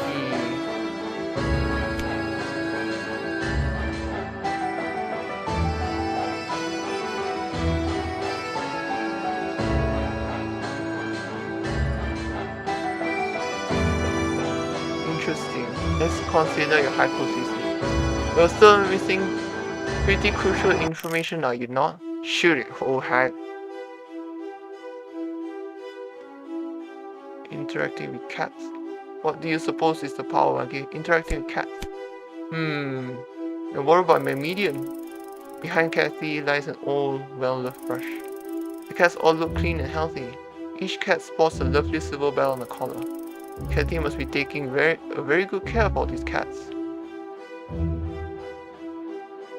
Apparently the last one is O, which is obviously the cats themselves. Oh no, it is E. Easy, those collar bells. So you doggedly believe I used my gift to get this wallet? How can you prove that it can even get through the eye? It's the first time since the beginning of this conversation that Kathy has shut her mouth. She's trying to uphold a smiling expression but still looks suspicious, as if she's trying to hide something. Signs of real usage are quite obvious, very easy to detect. Signs I'm looking for are Kathy shrugs and smiles. Purplish tongue, particular smell. Open your mouth. If you're innocent, it should be pretty easy to prove, right? Kathy shrugs and smiles. She sticks out her tongue and you can see a very faint purple stain that's mostly turned grey already. Aha! Kathy closes her mouth in a pleased smile. You did use Flawed some time ago. Probably a couple of days ago. My gift is of no use to the government and I sell very humble trinkets. An old lady like me could never get a regular dose of flurries. Kathy's smile is not reaching her eyes as she slowly spells out her final argument. There's no way I could have used my gift to steal this wallet. Kathy's right. She cannot possibly have used Flawed not recently. But by now, you should have noticed, right? Something is deeply wrong with the laws of magic. There are individuals out there that can use the gift in a peculiar way. Now pray tell, how often do these individuals consume Flawed? Spell it out.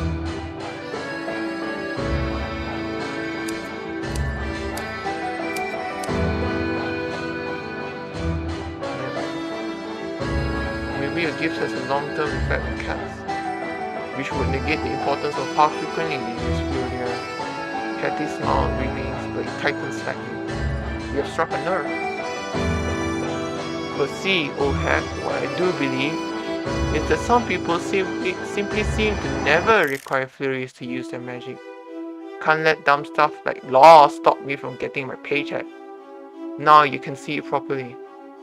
See Kathy's smile morph into a somber expression. What do you say to this, Kathy? Did one of your tiny friends get your tongue? It only lasts a second before going back to a cheery grin. She's one last trick up her sleeves. Now. The 3 laws of magic being wrong? Are you sure you're not the one who's seen out, you little rascal? Plus, you should not forget the real matter at hand. A hoax? Kathy lets it slide graciously. She reaches for the wallet and reveals embroidered initials WH. The matter of exactly who this wallet belongs to. How can I be sure it's your very drunken friends? Nah, it is so big. How are you calling him Muffin? I'm afraid that this name doesn't match any of the initials this wallet carries. What? Fuck. She's bluffing. She must be bluffing. She messed with Muffin's wallet, but how? I'm sure that I'm holding all the cards I need to shut this vicious trap once and for all. Once and for good. What did she do to the wallet? Those initials look wrong.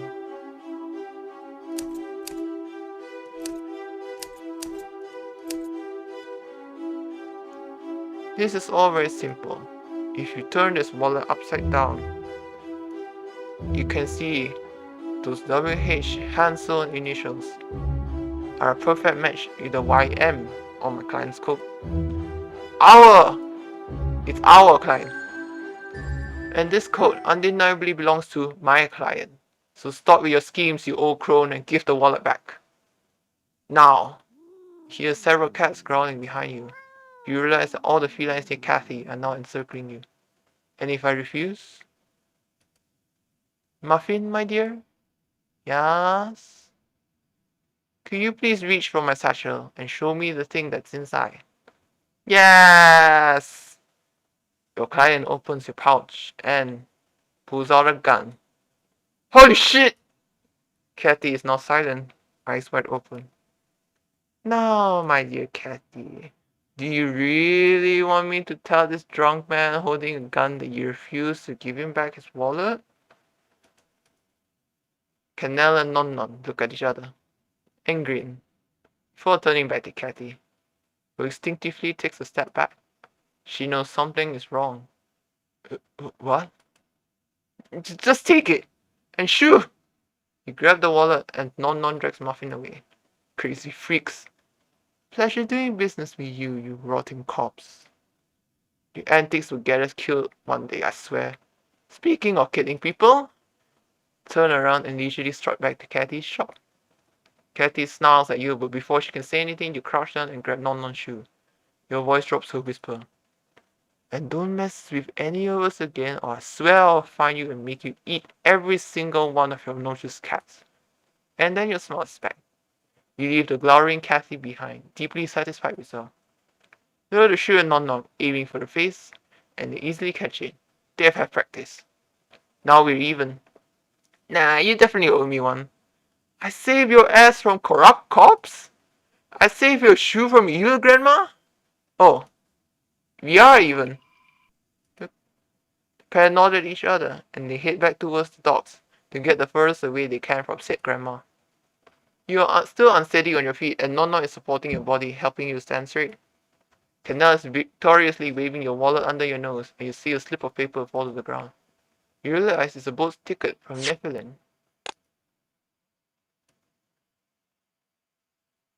Oh, where is it? Unnamed one-way boat ticket, Nephilim, Faisal San, dated yesterday.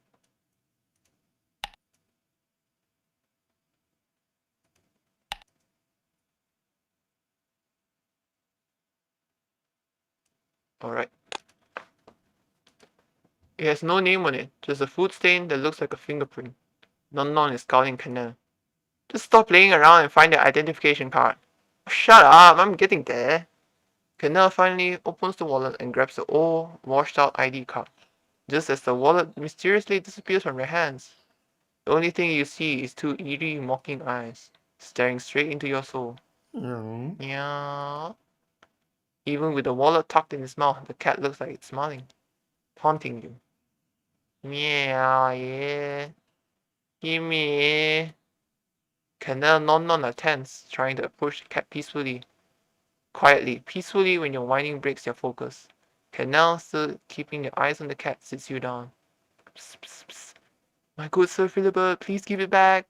Non tone is serious, almost as if they were trying to negotiate with the cat.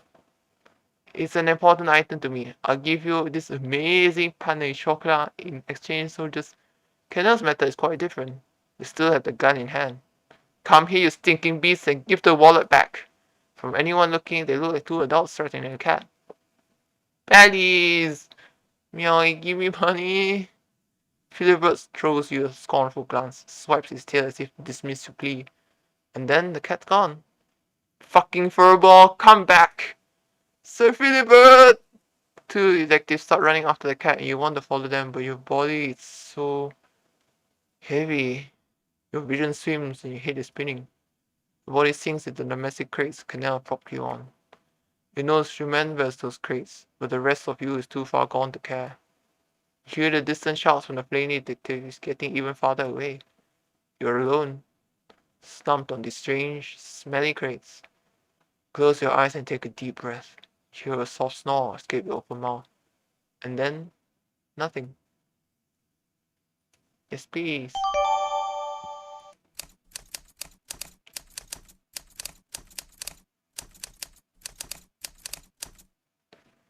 You are choking.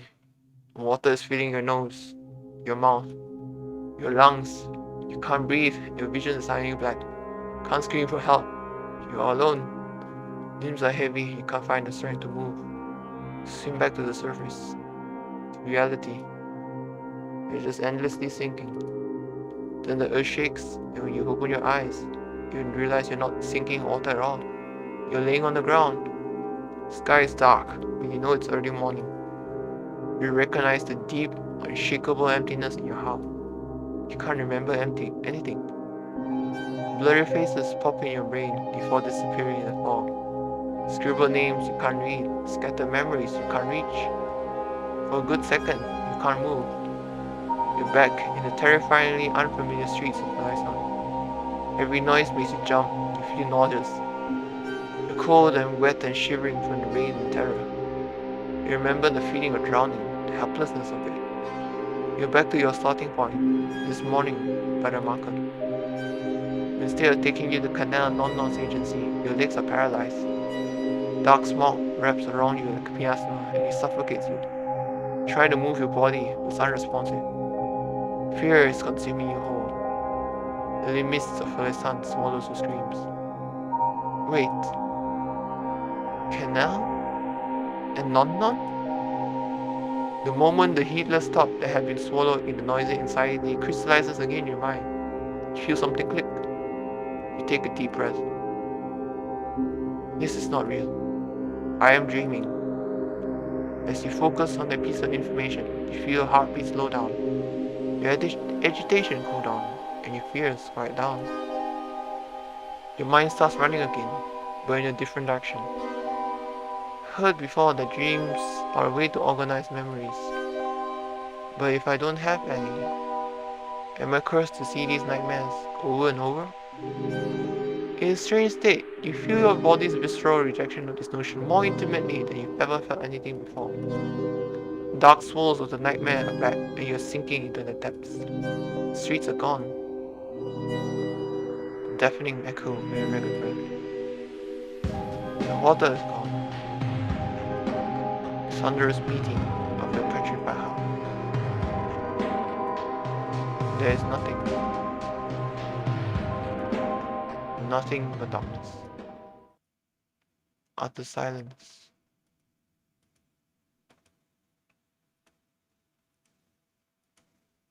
A putrid smell hits your nose. Piss, vomit, and many more unidentifiable fluids. Hand grabs your wrists and starts pulling you up. The whispering hobo is still holding your wrists and looks at you calmly. For a moment, you are unable to speak, speechless with relief and surprise. What are you doing here? Did Nom Nom summoning work? The whispering hobo shakes their head and smiles. You are in a dream, and they are here to help you. The words tumble out of your mouth in a clumsy confession. I'm scared. Scared I won't ever find my memories back. Scared I won't ever find myself again. You pause. Today has been terrifying, but I hope, and now, can't believe I might be stuck in this scary limbo forever, just because a cat stole the only solid piece of evidence I had about my identity. Not once, but twice! The whispering hobo chuckles, makes a comment about how interesting of a synonym piece of evidence is for a clue. You are clueless. The whispering hobo nods and tells you that here in Falisan, people use another word as well. Peace of conviction. The whispering hobo informs you that conviction has a double meaning of a judgment as well as a belief. Find yourself whispering back. Oh, the peace. The whispering hobo smile is kind when they reply. It means coin. Feel the faint warmth in the pocket of your coat, and when your hand reaches for it, your fingers meet a metallic shape. The Hobolin coin! The whispering hobo delicately takes the coin and displays the side where the cursive F is engraved. Your fate is already written. The mystery has its solution. However, you are being robbed of it. You can't prove anything. The last piece of evidence is escaping you, leaving you only with. The whispering hobo turns the coin around, revealing the side where the tall T is carved. Your piece of conviction. What you believe in. Your own truth, the one that you decide for yourself. The whispering hobo's lips twists into a mysterious half smile. Seems like your story already has its ending. You can either have faith in it or trust yourself and change it. Before you can ask anything, the whispering hobo continues in a raspy whisper. And who knows? If you have a personal theory, maybe I could whisper into fate's ear and suggest an alternative. It's up to you. So who are you?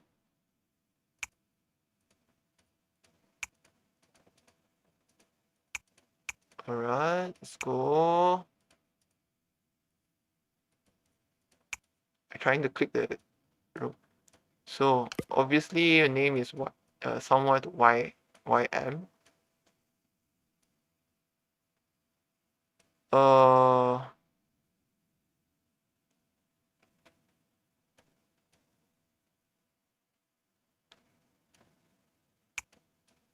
Yesterday you were coming your Nephilim to Falaisan.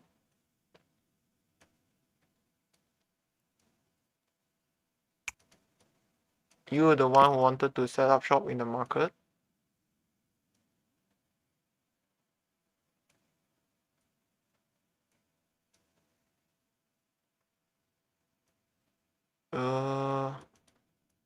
Can I just link this here?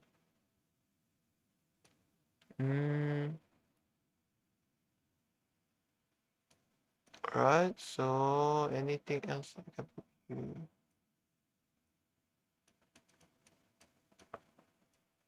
Oh, never dynamic issue, roads. Yesterday evening.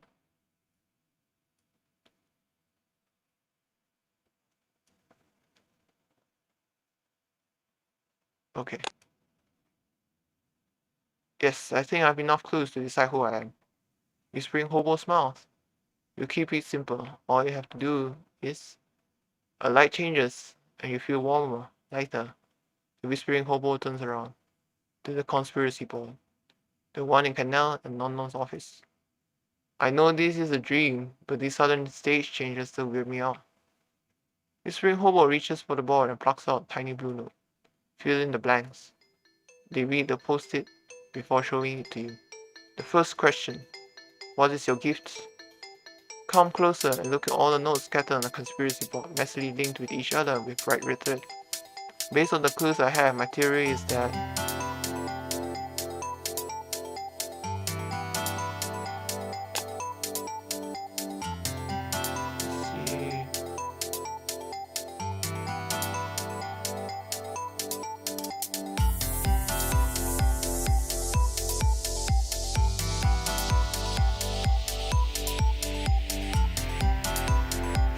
what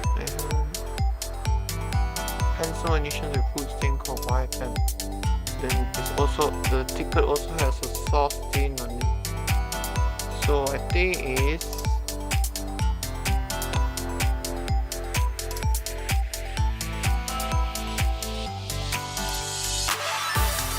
no, you're especially sensitive to food because a little bit alcohol is also like,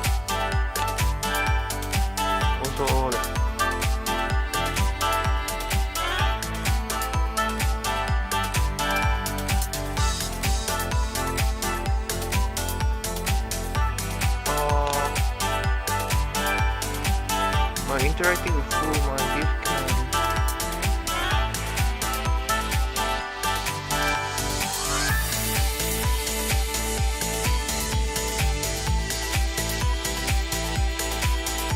you not teleport, it's like you have a ticket.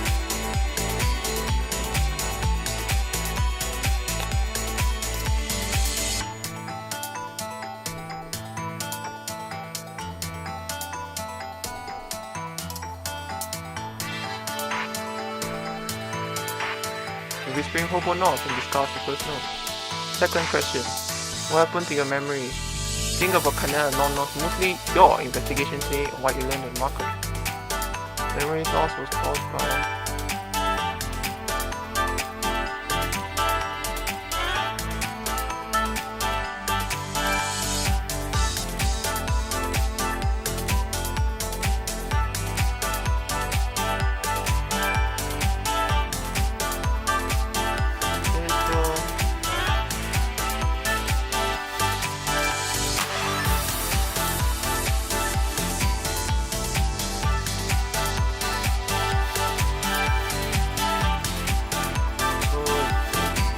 loss that was caused by the police because I mean you're not gonna give yourself memory loss, right?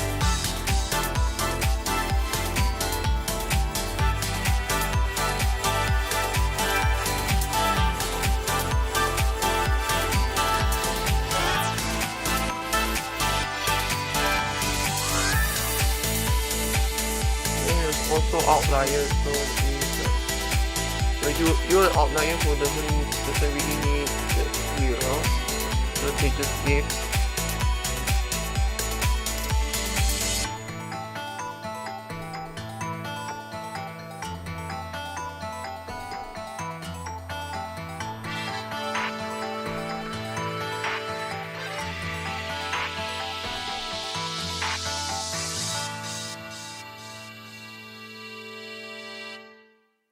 because your shop is opposite GG's. You realize it's the first time you can think about all of this in peace. And finding answers, even once you've crafted, is satisfying. Whispering Hobo finally grabs the final note, the last piece of your enigma. They give you a look as if to ask if you're ready for this question. You meet their gaze and motion for them to continue. And third, who are you? Fingers absolutely touch the initials on your coat. Yes, yes, Muffin!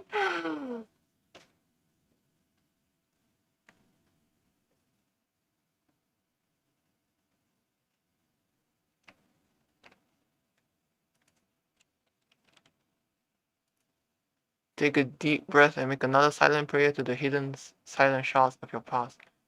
Because they both came to this conclusion when they looked at your items. So this is what I think is actually your name, unfortunately.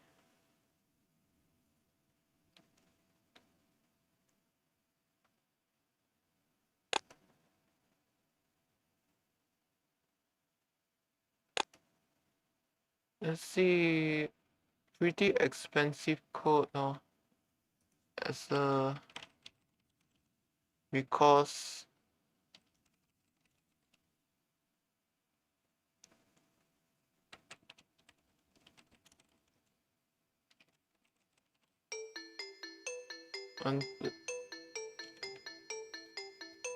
because I bought over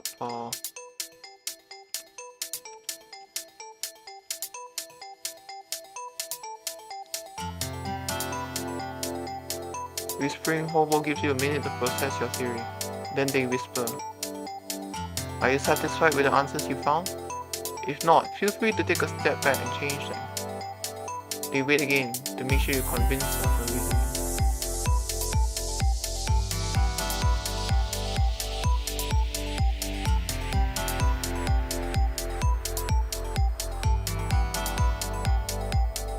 Oh wait, maybe not. They're not erase memories. Like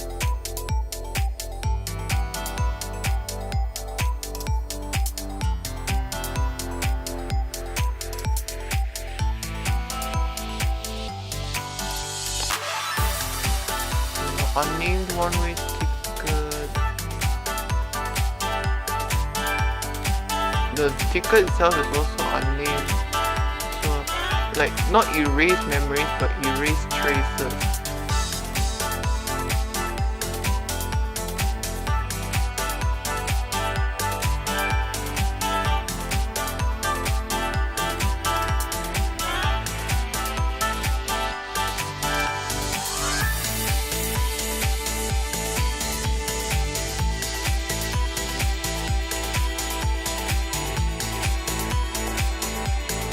It does make sense to me, but isn't this nothing but dream-induced wishful thinking? You shrug. At the end, the future is already decided. Soon, I'll wake up and it'll all be gone. You, these answers, all my hopes, back to square one. It's not just you though, is it? They're still out there. Do you remember your day with them? Have you seen them? Have you heard them? They can't help me with this. They'll never find the truth. But they managed to help you before, right? The police patrol, the cat controlling thief. They've had your back since the moment you stepped in the lair. Aren't they running after your wallet at this moment? There's still a chance they find out who you are and restore your identity to you. Admittedly, yes. But there's also a chance they actively kill each other in the process. Who knows how this will end, and I sure don't. Whispering Hobo smiles again. If you don't know which outcome to brace yourself for, why don't you flip a coin? A full bullion coin, the piece of conviction, appears in your palm. An invitation.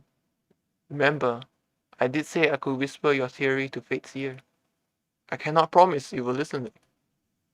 A ray of light makes the coin shine in your hand. If it lands on faces, your fate will remain unchanged. But if you get the tails, the detective will solve the mystery and your little theory will come true.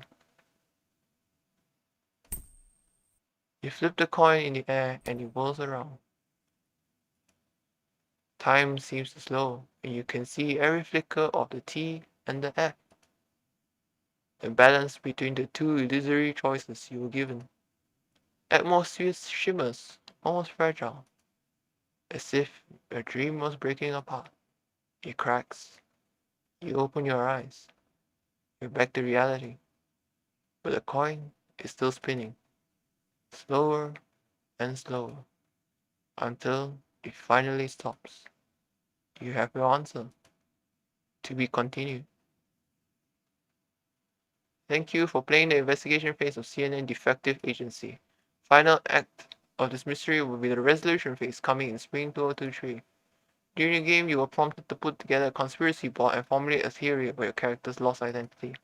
Solution might already be written, but the same clues can be linked together in multiple ways. I'd like to invite you to share your theories with us so that we might include them in the resolution phase. The most compelling answers will become an integral part of the game and influence the course of its story. Like to share them with us? Sure. Please wait a second. Share your theories. Thank you again. Your grateful game masters is here. No. Meow. See the credits. Oh, so investigation phase.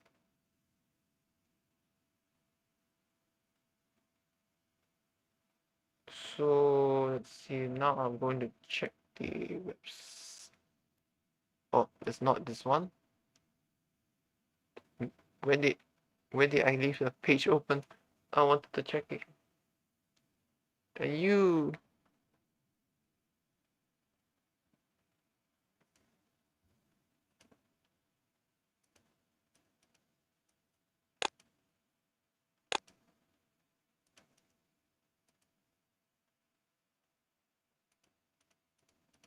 Oh, did you just stop there?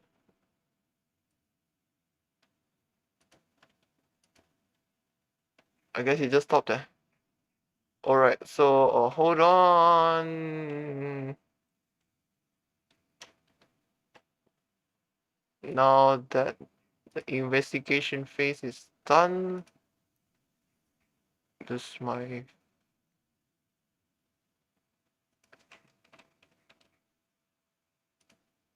okay, so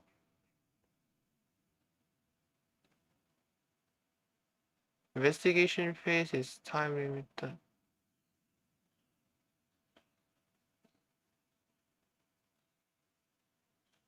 The resolution phase will be published later in 2023, at which point the game will revert to its full price of $6.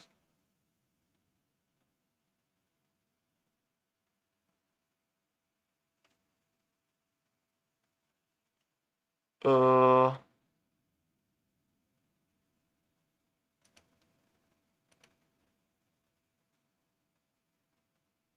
so is it actually out already or not? I have no clue. I got it as part of the bundle, but that's pretty much all I know about it. The last update, development log update, was in January 2023, so I have no clue.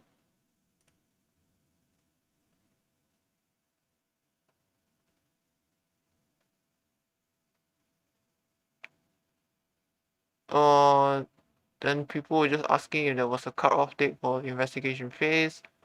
Last comment was 4 months ago.